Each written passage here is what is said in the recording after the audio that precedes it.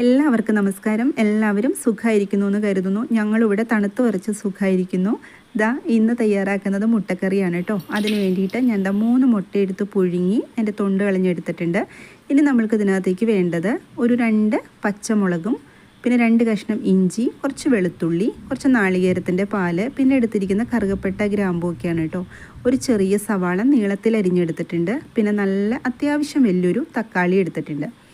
ഇനി ഇതാദ്യം തന്നെ നമ്മൾ ചെയ്യേണ്ടത് ഈ മുട്ടയൊന്ന് ഫ്രൈ ചെയ്തെടുക്കണം. അതിന് വേണ്ടിയിട്ട് ഞാനൊരു പാത്രത്തിലേക്ക് കുറച്ച് വെളിച്ചെണ്ണ കൊടുത്തിട്ട് മഞ്ഞൾപ്പൊടിയും കുറച്ച് മുളക് പൊടിയും പിന്നെ വളരെ കുറച്ച് ഉപ്പും കൂടി ഇട്ട് കൊടുത്തിട്ട് നമ്മുടെ ഈ കോഴിമുട്ട ഇട്ട് കൊടുത്തിട്ടുണ്ട്. അപ്പോൾ കോഴിമുട്ട ഞാൻ പതുക്കെ ഒന്ന് വരഞ്ഞു കൊടുത്തിട്ടുണ്ട് കേട്ടോ. എന്നിട്ട് ഇതുപോലെ ചെറിയ തീയിലിട്ടിട്ട് നന്നായിട്ടൊന്ന് ഫ്രൈ ആക്കി എടുക്കണം.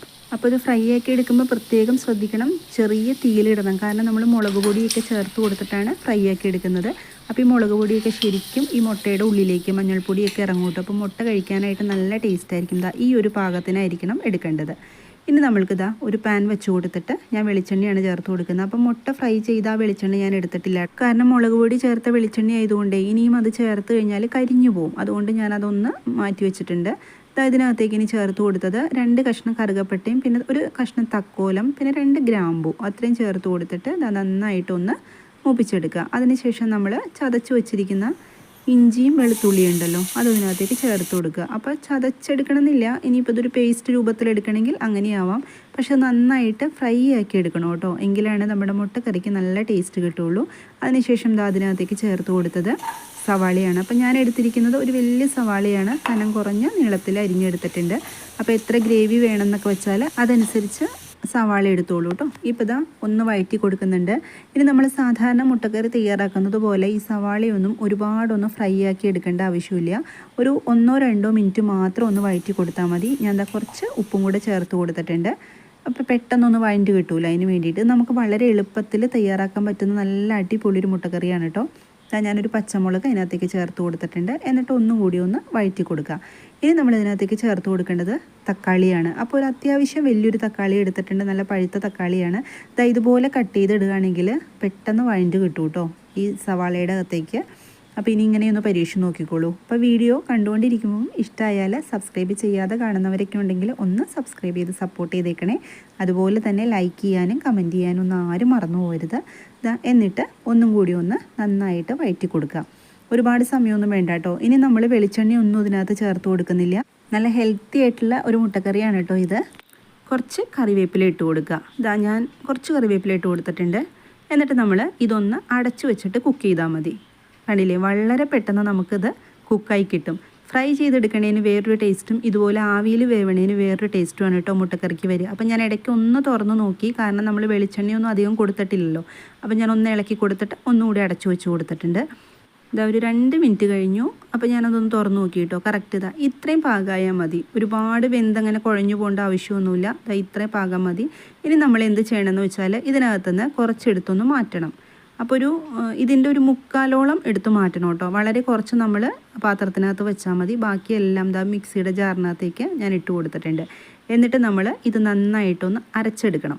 നല്ല കുറുകിയ ചാറോട് കൂടിയിട്ടുള്ള ഒരു മുട്ടക്കറിയാണ് കേട്ടോ ഇത്. അപ്പോൾ ഞാനിതൊരു മിക്സിയുടെ ജാറിലേക്ക് മാറ്റിയിട്ടുണ്ട്. നല്ല ചൂടാണ്. ഇനി തണുത്തതിന് ശേഷം ഇതൊന്ന് അരച്ചെടുക്കണം. അപ്പോൾ നമ്മുടെ ബാക്കിയുള്ള ആ തക്കാളിയും സവാളയിലേക്ക് ഞാനൊരു 1/4 ടീസ്പൂൺ മഞ്ഞൾപ്പൊടി ഇട്ട് കൊടുത്തിട്ടുണ്ട്. 1 സ്പൂൺ മുളക് പൊടി ചേർത്ത് കൊടുത്തിട്ടുണ്ട്. അതുപോലെ തന്നെ ചേർത്ത് കൊടുത്തതാണ് കുറച്ച് മല്ലിപ്പൊടി. അപ്പോൾ മല്ലിപ്പൊടി ഒന്ന് സ്കിപ്പ് ചെയ്യരുത് കേട്ടോ. മല്ലിപ്പൊടിയൊക്കെ എന്തായാലും നമ്മുടെ ഈ മുട്ടക്കറിക്ക് വേണം. അതിനുശേഷം ഒരു 1/4 ടീസ്പൂൺ ഗരം മസാലയും ചേർത്ത് കൊടുത്തിട്ടുണ്ട്. അപ്പോൾ നമ്മൾ നേരത്തെ മസാലക്കൂട്ട് കുറച്ച് വറുത്തെടുത്തിട്ടുണ്ട്. അതുകൊണ്ട് വളരെ കുറച്ച് മസാലപ്പൊടി ചേർത്ത് കൊടുത്താൽ മതി. അതിനുശേഷം ഈ പൊടികളുടെയൊക്കെ പച്ചമണം മാറുന്നത് വരെ നന്നായിട്ടൊന്ന് ഇളക്കി യോജിപ്പിച്ച് കൊടുക്കുക. ഒരുപാട് സമയമൊന്നും വേണ്ട കേട്ടോ. ഒരു 1-2 മിനിറ്റ് അത്രേ ആവശ്യമുള്ളൂ. ഇത് നന്നായിട്ട് ഞാൻ അരച്ചെടുത്തിട്ടുണ്ട്. ഇനി നമ്മൾ ഇതിനകത്തേക്ക് ഇതൊന്ന് ചേർത്ത് കൊടുക്കുക. അപ്പോൾ അരച്ചെടുക്കുമ്പം ഒന്ന് ശ്രദ്ധിക്കണം, വെള്ളമൊന്നും ചേർത്ത് അരയ്ക്കണ്ട കേട്ടോ. കാരണം എന്താ വെച്ചാൽ തക്കാളിയിലും സവാളയിലും ഒക്കെ അത്യാവശ്യം വെള്ളമുണ്ട്. നമ്മളൊന്ന് ആവിയിലല്ലേ വേവിച്ചെടുത്തത്. അപ്പോൾ അത് പെട്ടെന്ന് തന്നെ നമ്മൾക്ക് അരഞ്ഞ് കിട്ടിക്കോളൂ കേട്ടോ. എന്നിട്ട് ഇത് നന്നായിട്ടൊന്ന് ഇളക്കി യോജിപ്പിച്ച് കൊടുക്കുക. അപ്പോൾ ഇങ്ങനെ ചെയ്യുമ്പം എന്താ വെച്ചാൽ ഞാൻ പറഞ്ഞില്ലേ, നല്ല കുറുകിയ ചാറോട് കൂടിയായിരിക്കും നമ്മുടെ മുട്ടക്കറി ഉണ്ടാവുക. പുട്ടിൻ്റെ കൂടെയൊക്കെ കഴിക്കാനായിട്ട് നല്ല ടേസ്റ്റാണ് കേട്ടോ ഇത്. ഞാൻ വളരെ കുറച്ച് തിളപ്പിച്ചാറിയ വെള്ളം ചേർത്ത് കൊടുക്കുന്നുണ്ട്. ഒരു 3/4 ഗ്ലാസ്സേ കൊടുത്തുള്ളൂ കേട്ടോ, അത്രേ ആവശ്യമുള്ളൂ. എന്നിട്ട് ഇത് നന്നായിട്ടൊന്ന് ഇളക്കി യോജിപ്പിച്ചിട്ട് ചെറിയ തീയിൽ വെച്ചിട്ട് ഒന്ന് തിളപ്പിച്ചെടുക്കുക. അതും ഒരുപാട് നേരം തിളപ്പിക്കേണ്ട ആവശ്യമില്ല. കാരണം എന്താ വെച്ചാൽ തിളപ്പിച്ചാറിയ വെള്ളമാണല്ലോ. അപ്പോൾ കുറച്ച് നേരം ഒന്ന് ഇതുപോലെ ഒന്ന് തിളപ്പിച്ചെടുത്താൽ മതി. അതിനുശേഷം നമ്മൾ ഇതിനകത്തേക്ക് ചേർത്ത് കൊടുക്കേണ്ടത് നാളികേരത്തിൻ്റെ പാലാണ്. അപ്പോൾ നാളികേരത്തിൻ്റെ പാലെടുക്കുമ്പോൾ ഒന്ന് ശ്രദ്ധിക്കുക, ഒരുപാട് ലൂസായിട്ട് എടുക്കരുത്. ഒറ്റ പാല് മതി കേട്ടോ. ഞാനിപ്പോൾ ഇതാ 1 ഗ്ലാസ് പാലേ എടുത്തിട്ടുള്ളൂ. അത് ഇതിനകത്തേക്ക് ചേർത്ത് കൊടുക്കുക. സ്റ്റൗ ഞാൻ ഓഫ് ചെയ്തിട്ടില്ല കേട്ടോ, വളരെ കുറച്ച് തീയിലാണ് വെച്ചിരിക്കുന്നത്. എന്നിട്ട് ഇതൊന്ന് ഇളക്കി യോജിപ്പിച്ച് കൊടുക്കുക. പിന്നെ നമ്മൾക്ക് ഇത് ഇരുന്ന് കഴിയുമ്പം ഒന്നും കൂടി ഒന്ന് കുറുകി വരും. അപ്പോൾ അതനുസരിച്ച് വേണം കേട്ടോ നമ്മൾ നാളികേരത്തിൻ്റെ പാലും അതുപോലെ തന്നെ വെള്ളവും ചേർത്ത് കൊടുക്കാനായിട്ട്. അതിനുശേഷം എന്താ നമ്മൾ മുട്ട ഇതിനകത്തേക്ക് ഇട്ട് കൊടുക്കുക. നല്ല ടേസ്റ്റാണ് കേട്ടോ ഈ മുട്ടക്കറിക്ക്. ഇതുപോലെ തയ്യാറാക്കാത്തവർ ഒരു പ്രാവശ്യമെങ്കിലും തയ്യാറാക്കി നോക്കിക്കോളൂ. 100% ഉറപ്പാണ്, നല്ല ടേസ്റ്റ് ആയിട്ടുള്ള മുട്ടക്കറിയാണ് കേട്ടോ. അപ്പോൾ ഇതാ ഞാൻ കുറച്ച് പഞ്ചസാര ഇതിനകത്തേക്ക് ഇട്ട് കൊടുക്കുന്നുണ്ട്, ആ എരിവൊക്കെ ഒന്ന് ബാലൻസ് ചെയ്യാനായിട്ട്. പിന്നെ ഇതാ കുറച്ച് കറിവേപ്പിലയും കൂടി കൊടുക്കുന്നുണ്ട്. അപ്പോൾ ഇന്നത്തെ വീഡിയോ ഇത്രയേ ഉള്ളൂ. എല്ലാവർക്കും ഇഷ്ടമായി എന്ന് കരുതുന്നു. മറ്റൊരു വീഡിയോ ആയിട്ട് ഞാൻ ഇനിയും വരാം. എല്ലാവരും സന്തോഷമായിട്ടിരിക്കുക. Thank you.